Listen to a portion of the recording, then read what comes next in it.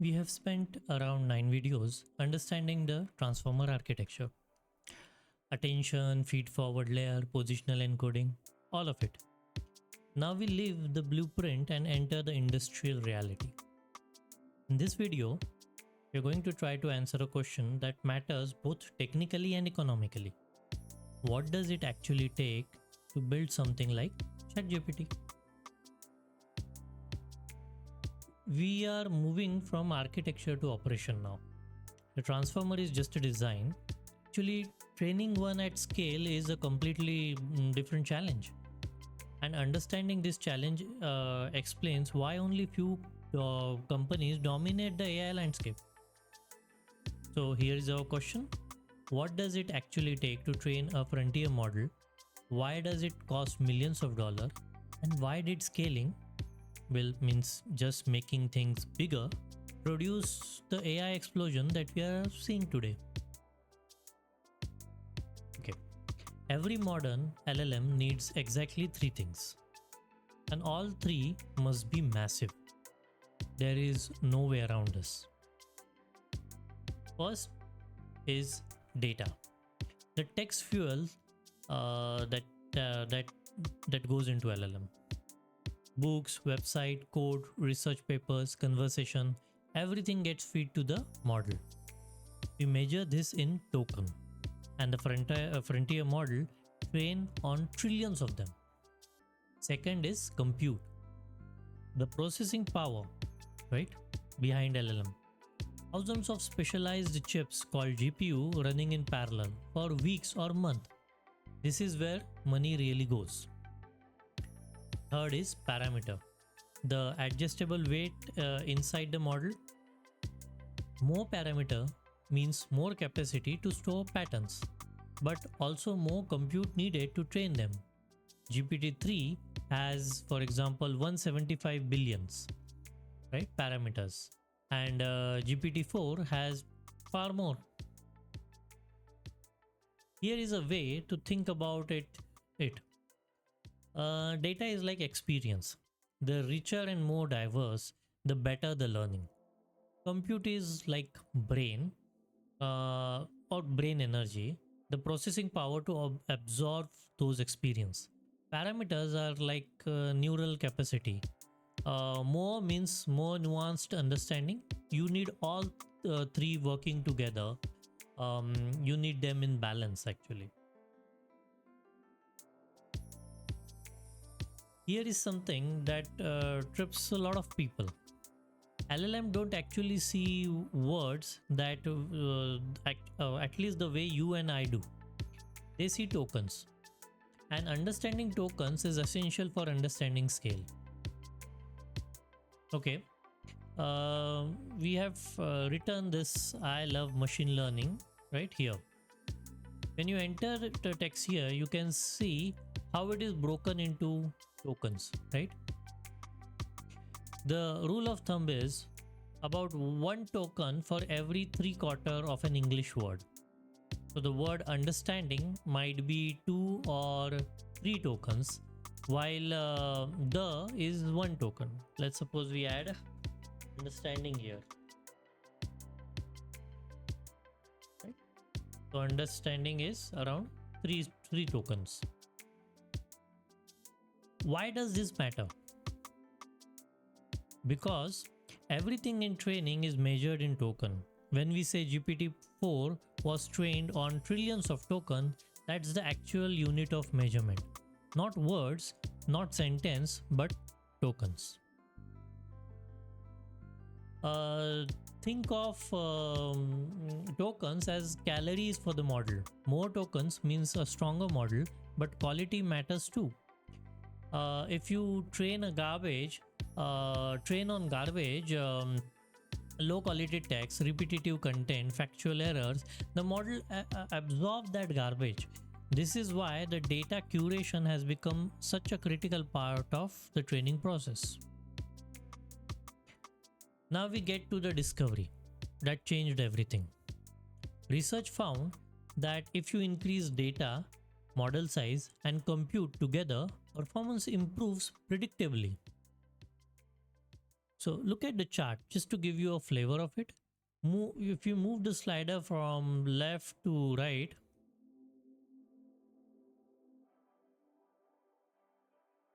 right?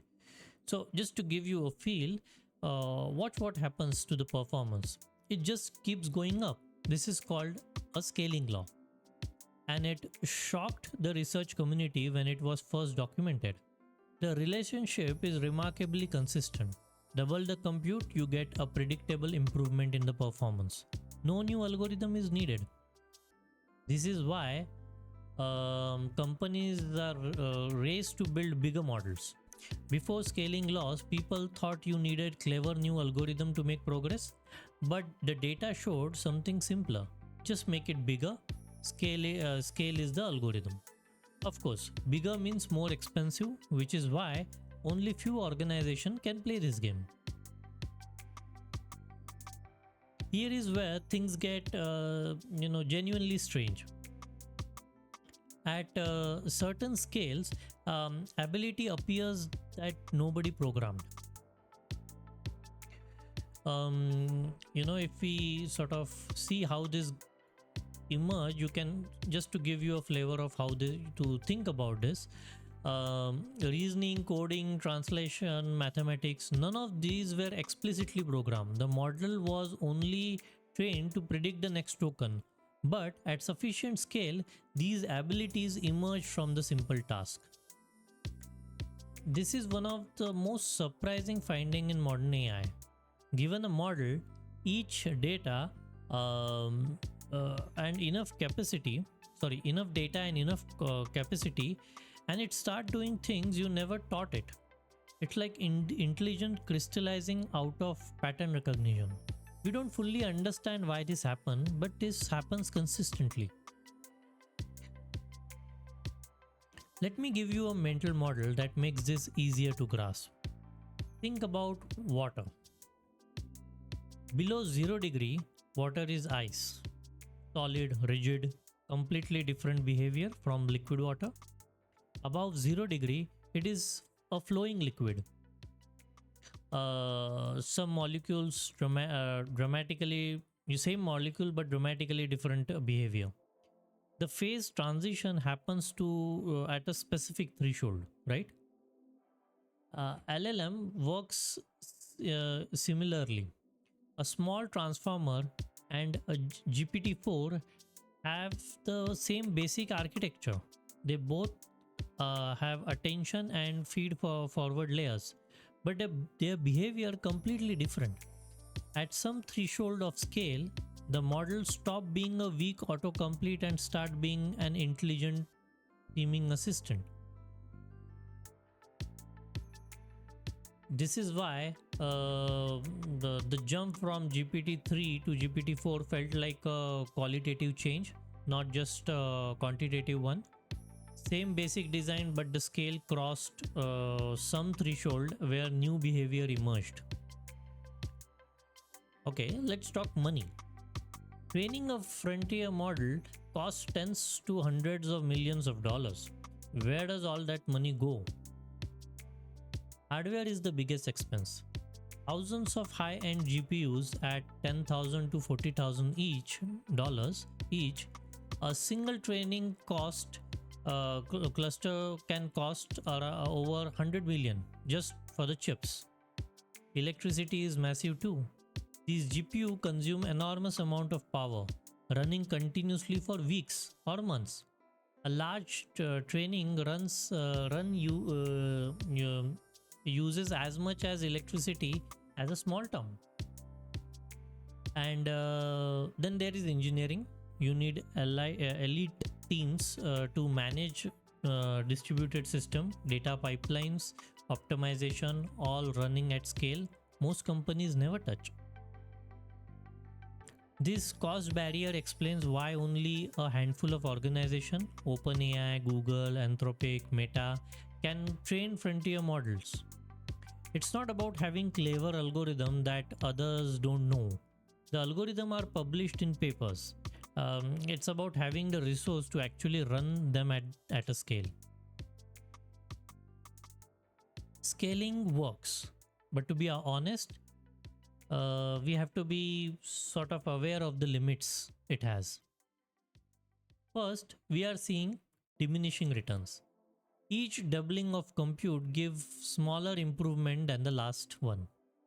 We may be approaching some fundamental limits. Second, data quality matters as much as quantity. You can't just scrape more garbage from the internet. At some point, you run out of high quality human generated text. Third, costs are exploding.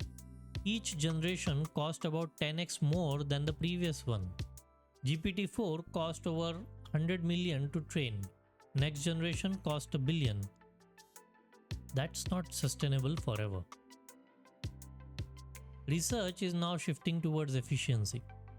Better architecture, smarter training techniques, smaller models that performs like bigger one. Brute force era of just scale it may be transitioning to something more sophisticated. All right, let's verify everything. If it has come together. LLM improves by scaling data, compute, and parameter together. Because predicting language pattern become more accurate with more exposure and more capacity. Take a moment with that. Data is the fuel. More examples means better pattern recognition. Compute is the power. More processing means more training iterations. Parameters are the capacity. More weight means more pattern can be stored. All three working together. If that sentence make sense to you now, you have internalized a key insight about modern AI that most people don't. Now you have understood how models are built and trained, but here's the next question. How does a trained model actually generate the text when you ask it something? In the next video, we will cover interface, temperature, sampling, top K, top P, why output vary between runs, and how your prompt shape what the model generates. This is where the theory we have built connect to your everyday use of these tools. If this helped you understand the industrial scale of AI training, share it with someone who thinks training a model is just pushing a button. Now you know what actually happens behind that button, right? See you in the next one.